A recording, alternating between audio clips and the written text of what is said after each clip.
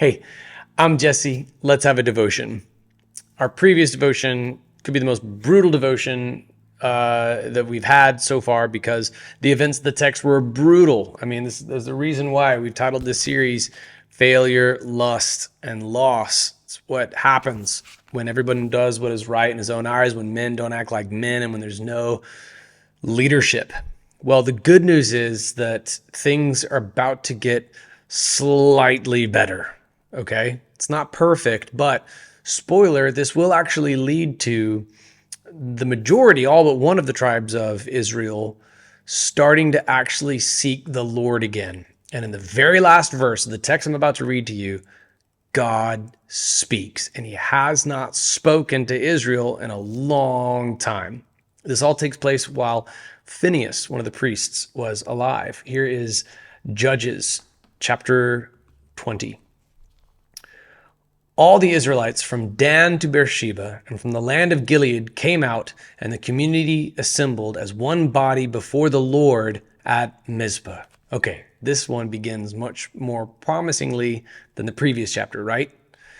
The leaders of all the people and of all the tribes of Israel presented themselves in the assembly of God's people, 400,000 armed foot soldiers. The Benjaminites heard that the Israelites had gone up to Mizpah. The Israelites asked, "Tell us, how did this evil act happen?" All right, so this is in reference to the shocking events of the previous chapter. And the man whose concubine was assaulted to death and whose body he cut into 12 pieces to send to all the tribes is going to act as kind of the one who explains what happened here. All right, World War I started when Franz Ferdinand was assassinated. Okay, that's a lesser event that led to a massive world war. This is a shocking event, and it's going to lead to effectively a civil war. As we go through the text, notice a couple of things. One, this man is not going to be totally forthright. We know details of his story are missing in the account that he shares before this assembly. And then two, consider how cyclical the book of Judges is. If you've been with us through the whole series, you're going to start to see how it feels like the beginning of the book of Judges, only this time, instead of fighting Canaanites, Israelites are fighting Israelites. The Israelites have become indistinguishable from the pagans that they drove out in the first place. The Levite, the husband of the murdered woman, answered, "I went to Gibeah in Benjamin with my concubine to spend the night. Citizens of Gibeah came to attack me and surrounded the house at night. They intended to kill me, but they raped my concubine and she died. Then I took my concubine, cut her into pieces, and sent her throughout Israel's territory because they have committed a wicked outrage in Israel. Look, all of you are Israelites. Give your judgment and verdict here and now." All right, again, this is the book of Judges, right? Only there's not a judge presiding over this. This man, imperfect as he is, has managed to rally troops and unite the majority of the tribes of Israel in a way that no judge ever did. Then all the people stood united and said, "None of us will go to his tent or return to his house. Now this is what we will do to Gibeah. We will attack it. By lot," meaning by chance, think of like by the rolling of the dice, casting of the pure, if you will, if you were with us in our series in Esther. "We will take 10 men out of every 100 from all the tribes of Israel and 100 out of every 1,000 and get 1,000 of every 10,000 to get provisions for the troops when they go to Gibeah in Benjamin to punish them for all the outrage they committed in Israel." So all the men of Israel gathered, united against the city. Then the tribes of Israel sent men throughout the tribe of Benjamin saying, "What is this evil act that has happened among you? Hand over the wicked men in Gibeah so we can put them to death and purge evil from Israel." But the Benjaminites would not listen to their fellow Israelites. Instead, the Benjaminites gathered together from their cities to Gibeah to go out and fight against the Israelites.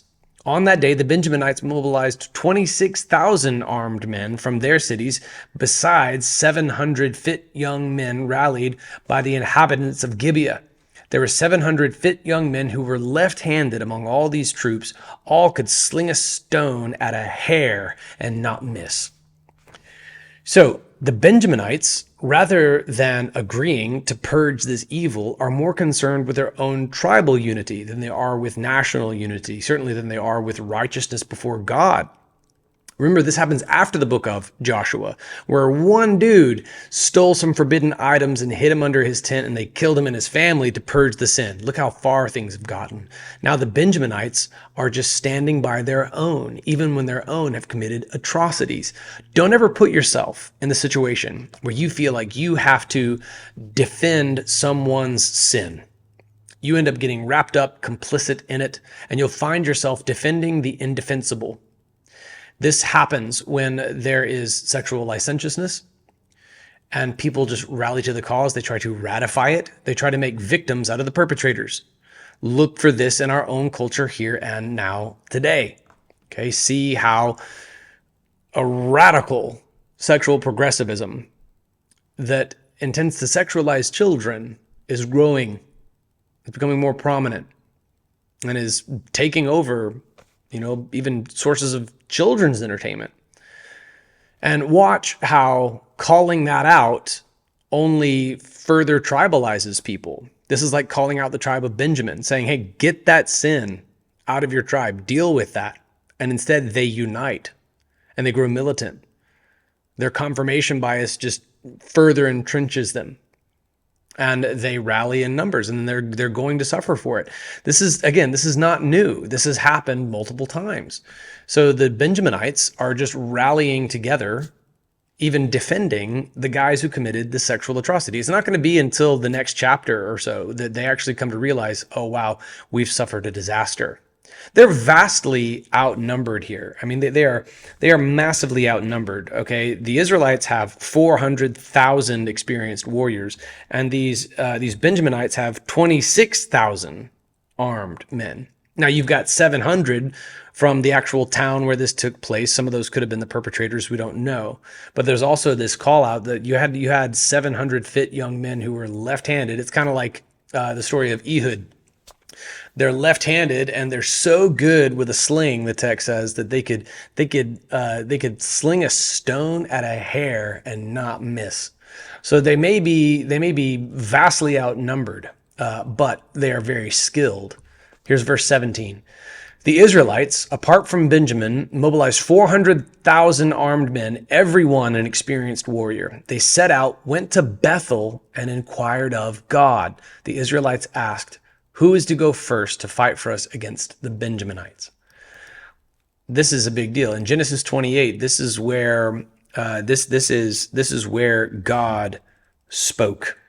All right, this is where God spoke to Jacob, and this is why it's a prominent name for churches, because you go to meet with God. That's what happened at Bethel.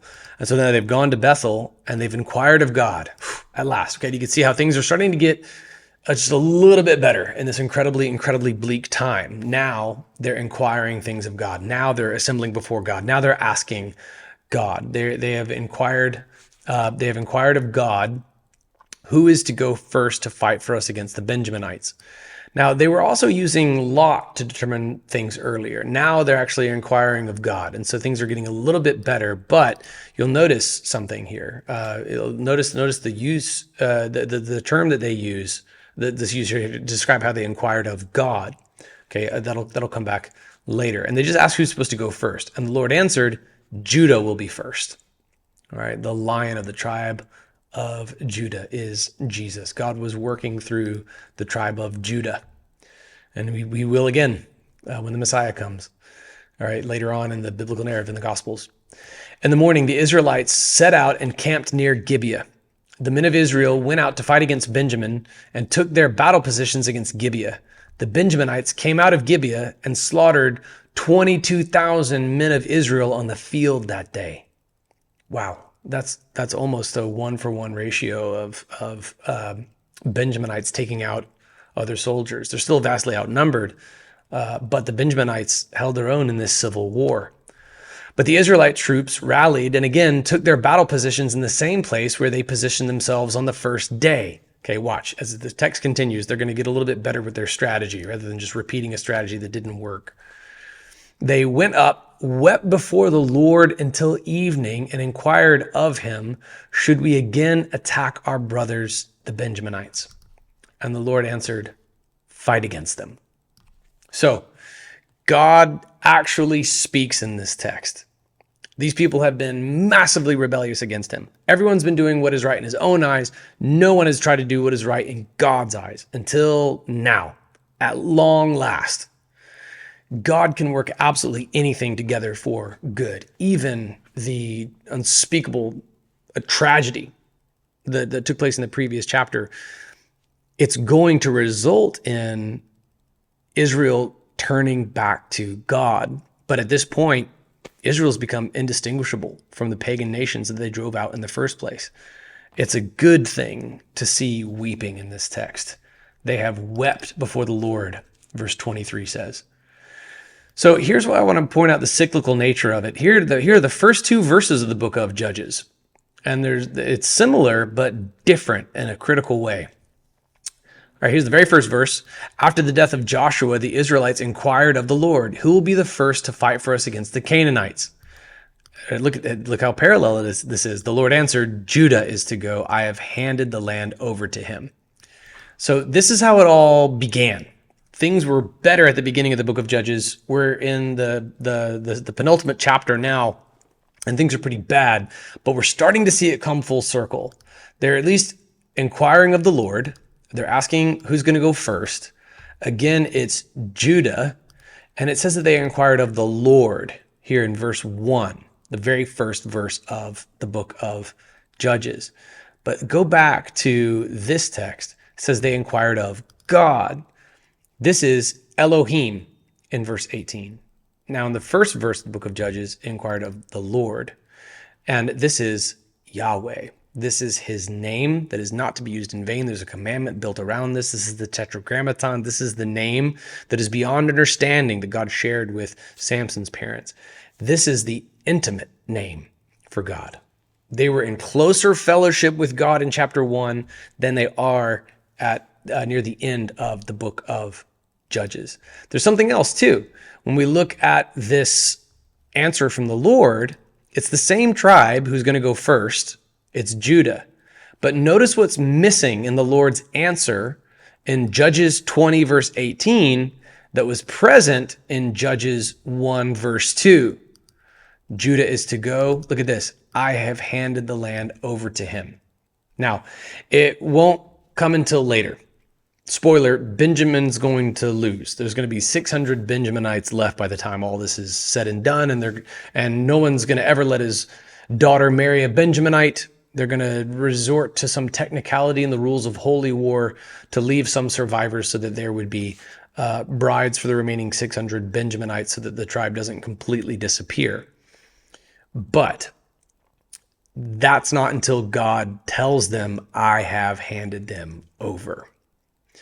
So God is speaking, but you'll notice what's conspicuously absent. What's absent is his guarantee, okay? Because every victory we've seen in the book of Judges has come because God gave it. That was the case for Gideon's victory. That was the case for Jephthah's victory. That was the case for the victory in the story of Deborah. That's been the story for every victory in the book of Judges, is that God gave it. So here, Judges 20 verse 18 bears striking parallels to Judges 1, chapter 1 verses 1 and 2. But what's missing is there's a lack of an intimate, fellowship with God, and there's no promise of victory from God here. Have you ever noticed that when you just let sin creep into your life, that it just puts this barrier between you and God, and you start to experience less victory? Okay, I'm not giving you a prosperity teaching. I'm just talking about what it's like when you take a step away from God. I was speaking with a man from our church this morning, and we could see the top of the mountain, but it was shrouded in cloud. And I was like, if God were there on top of that mountain, this is how you would see him right now. And if you come to the place where you can repent of this sin, the particular sin was unforgiveness, something I've struggled with too. Imagine those clouds just disappearing immediately. Israel's finally on her way back. They had finally hit their zenith. The event horizon of depravity has arrived, and now they're going to war, but they're going to war against their own kin. It's a civil war. Israelites killing Israelites here. And unfortunately, it doesn't stand alone. And the opening factor was this drifting away from God, this introduction of sin into their lives. This is what sin does. This is the effect that sin has.